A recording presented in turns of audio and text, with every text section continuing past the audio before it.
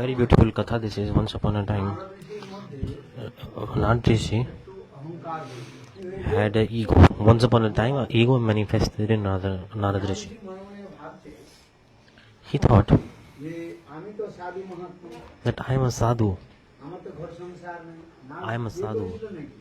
I have no house, family, nothing. I am not a householder. Maharaj was brahmachari. So Narad was thinking that how householders can do bhajan. They are absorbed in their taking care of their children. In Bangla there is a proverb, Prachar like Grihastha is always busy in taking care of the children.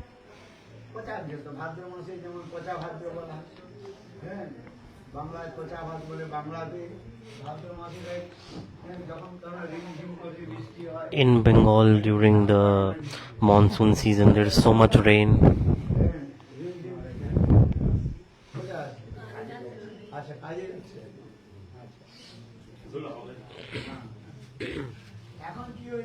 Then what happened?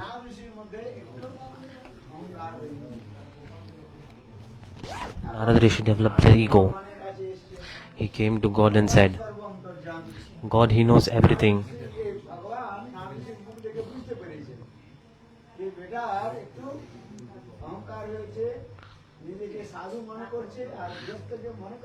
God thought that Narad Rishi is thinking that sadhus are higher than householders like this, because Narad Rishi developed an ego like this.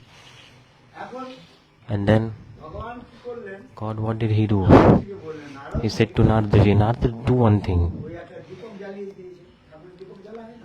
There is like a light a lamp, put ghee, do one thing.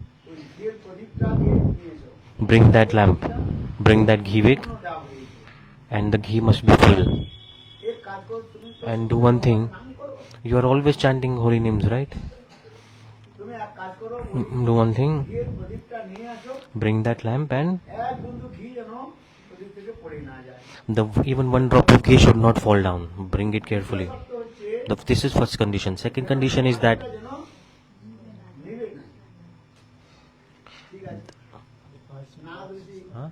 the lamp light should not extinguish. Like walk from here to this wall to that wall. So Narad Rishi was thinking, this is not a big deal. This is very easy, no problem. The Maya illusion of God, no one can understand actually. So Narad Rishi lifted up the lamp and he started to walk. By the desire of God, a huge wind started to blow very fast. Then Narad Rishi, he used one hand to protect the flame from the wind. In one hand he was holding the lamp.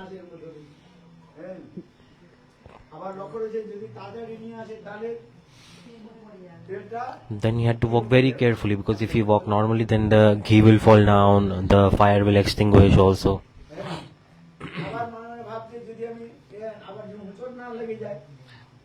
Then Narad Rishi has to also be careful that he might not hit his toe in the ground, so have to walk very carefully. Slowly he was walking. Very, very hard. Like on one side the ghee can fall down and one side the fire can extinguish. So very slowly Narad Rishi came. He started to walk. When he brought it to God, and God asked him, Narad, you brought this lamp, very nice. Tell me one thing.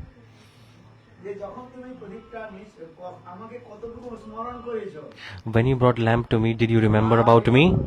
Did you chant my name at all? Narad Rishi told, I completely forgot you. What to say about chanting your names? Because my 100% focus was in the lamp. My 100% focus was that the ghee should not fall down and the lamp should not extinguish. So all my focus was in it. I forgot you completely during those moments. Then God said, See, just this lamp made me forget you. See, those who were living in the household, and those who were in the household and doing my bhajan, their children, daughter, whole family serving me. Then what are their glories? Can you tell me? Who is better? Tell me. Those who are in the house and doing bhajan, they are best. With the house, family, everyone together, they're serving. Then they get time in middle, then they remember to me. And Narad, you have a lot of time, you don't have any responsibility like householder. So like this, Narad Rishi at that time, he started to think that I had this ego. Narad Rishi realized about his ego, thinking that I was renunciant and renunciants are better than householder. So this is wrong. The acharyas have explained.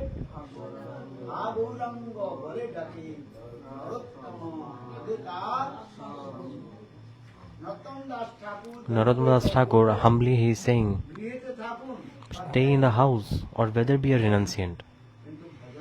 No problem. The most important thing is you are doing bhajan or not.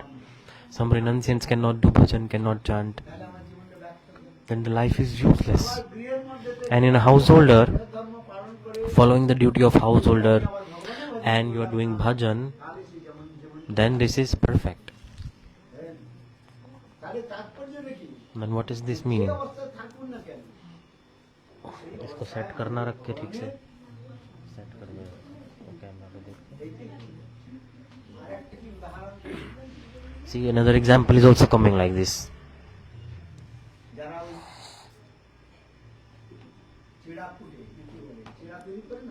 Like they prepare oats.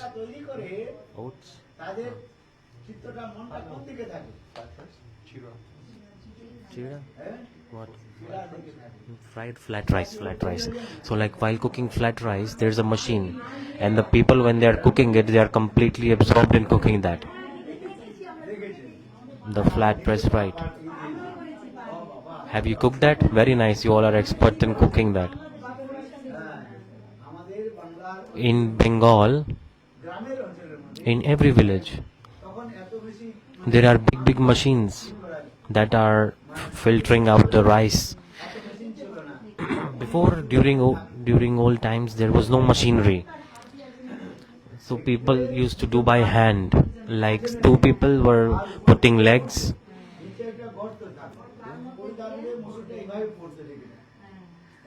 So they were using like this village instrument to prepare this thing, like using to press the rice.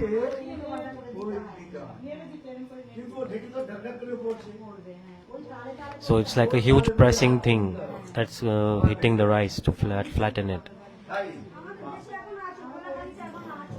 Devotees are saying it's in their village.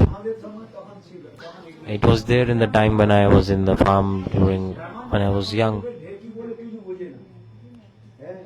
Those who live in the city don't know about this.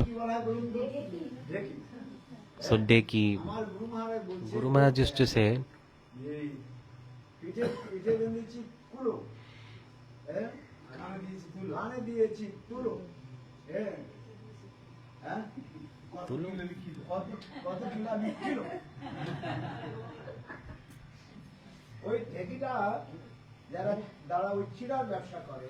like the one who is preparing flattened rice at that time.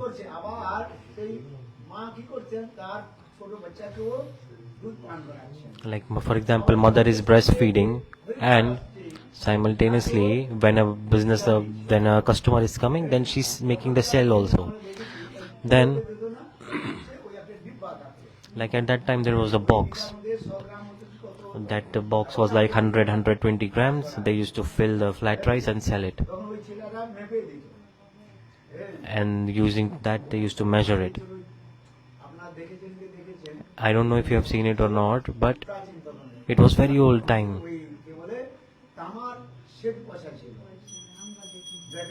You have not seen it. I've seen it. It's like a special measuring tool. Like 10 rupees, it was such a big box like this size. Only 10 rupees.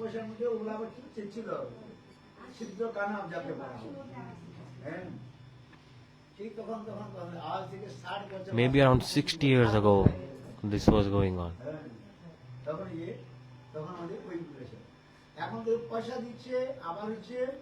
And you, so she's breastfeeding the child. She grabs the box, fills the rice, sell it, give the money, give the change, and then.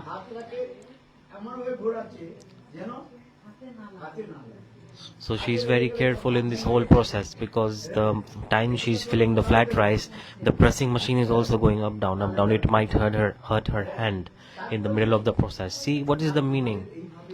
Like this in our household we should do bhajan like this, like the pressing machine of the flat rice. The goal is to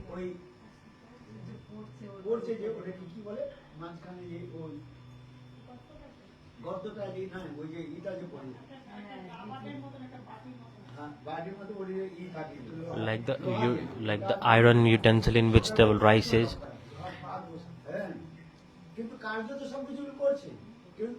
Like the woman is working, doing many things, but she is very very careful about how her hand might not hurt during that. So we should stay in the house. Where to go? Away from this material world. We must have only one goal, Govinda. We should always be focused on him. Like do everything. Like a woman is breastfeeding her child, making sale at her shop, and also careful how the rice is being pressed. So like this, the main focus should be on Gokul. So Rishi Munis are teaching like this. At that time there was no school colleges. Those days in the village, under the tree, we were used to have our classes. I remember when I was very very small, just under one tree we used to sit down and scholars were there. Under a tree, little children used to come and they all used to study. Slowly, it development happened, schools manifest, college manifest. In villages, just like this they used to teach. I'm saying this because all these Rishi Munis, through some stories, small stories, they used to teach children. And they used to teach how to develop life further. So, meaning is that in material world we are living, but we must do bhajan. But during the present time, as the education has developed, the Indian culture and civilization, the ancient culture and civilization, the ancient practices, they all are disappearing. No one wants to listen these things these days. The children, do they want to listen katha? No, they don't like short stories and things like this today. No. They say, Maharaj, this happened 50 years ago. We are developed, we are the new generation, give us something new. They think that the wearing short clothes is the modern, it's the best. The short clothes is best. They like to wear short clothes, as short as possible, true or not? So this is how the society is being destroyed of India culture and civilization these days. The wind of west is blowing through India, meaning the western. So the wind is exchanged, like Indian wind is going to the west and west wind is coming in India, meaning the culture is exchanging. See my western devotees here, they are wearing dhoti, tilak, puri sari, tilak. But in India, Indians themselves not wearing dhoti anymore. If someone wearing dhoti, they think that person is like a poor orthodox person. In the West, they like suit, pant. I'm not criticizing, but because that's cold country. So depending on that, for example, I go to Siberia. The temperature is -20 there, -40.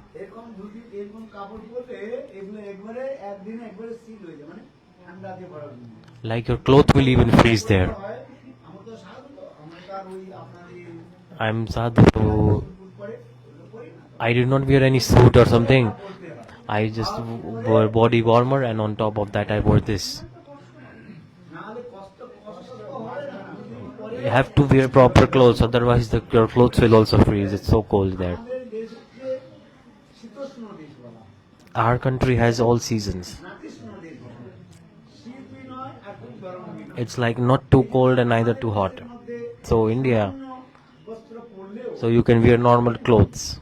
It works. Like clothes like this.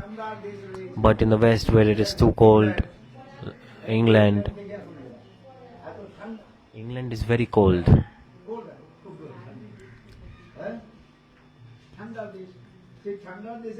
So for cold, they have to, if they wear clothes very like thin clothes like this, then they will become sick. So when I go there, I wear inner, but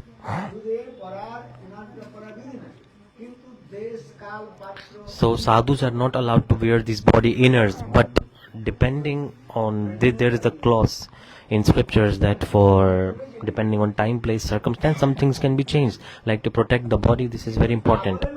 So anyways, my main emphasis is that we like everyone has forgotten Indian culture and civilization these days.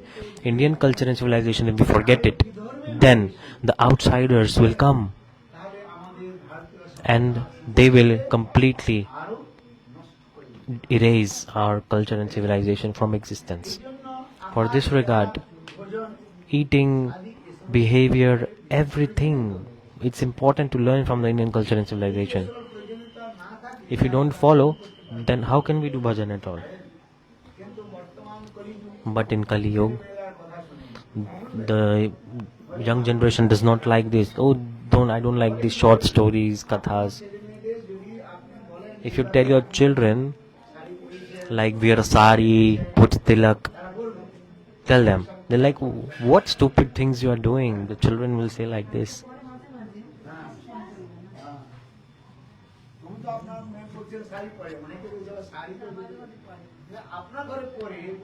Like in your daughter wear sari, but many don't. And if you put tilak, then big problem also.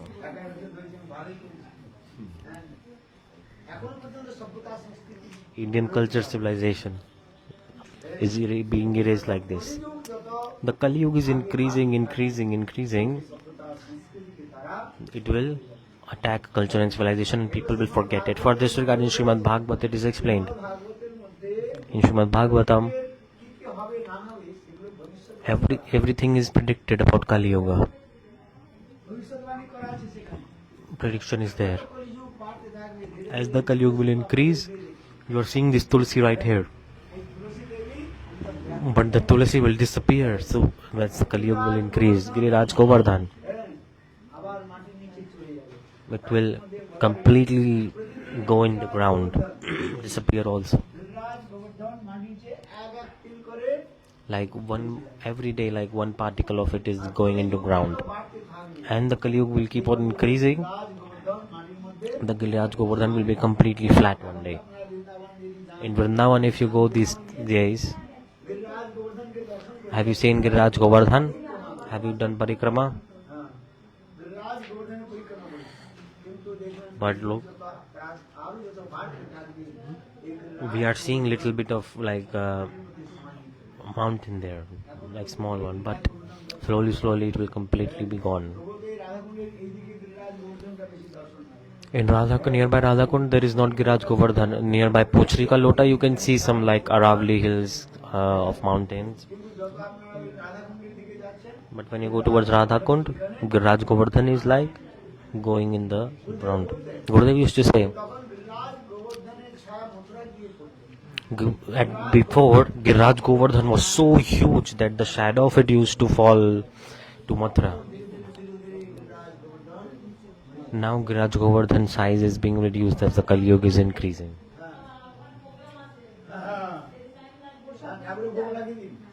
The prasad is offered. Mataji is saying, okay, bring prasad, no problem. For this regard, listen Katha. For this regard, when the Kali Yuga finish, we must go make endeavors to attain the abode of God. What's the solution to go there? Chant holy names.